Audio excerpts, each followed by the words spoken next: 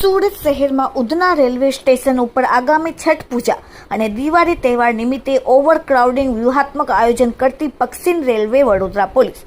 આગામી સમયમાં છઠ પૂજા તેમજ દિવાળી તહેવાર નિમિત્તે બહોળી સંખ્યામાં મુસાફરો રેલવે મારફતે યુપી બિહાર રાજ્યોમાં સ્થાનિક કક્ષાએથી આવાગમન કરતા હોય છે, જેથી યુનિટના પોલીસ અધિક્ષક અભય સોની સાહેબના વડાપણ હેઠળ મીટિંગનું આયોજન કરવામાં આવેલું, જેમાં નાયબ પોલીસ અધિક્ષક DH ગોર, પશ્ચિમ રેલવે સુરત વિભાગના ACP, ટ્રાફિક ડિવિઝન સુરત શહેરના LCB PI TV Patel, LIB PI JB મીઠપણા તથા PI HD વ્યાસ,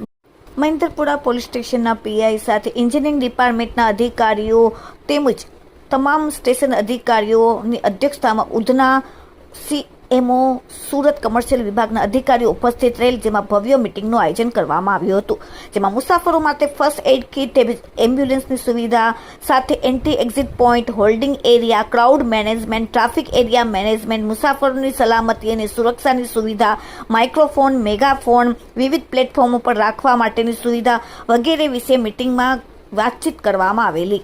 bureau report, daily India TV, Surat.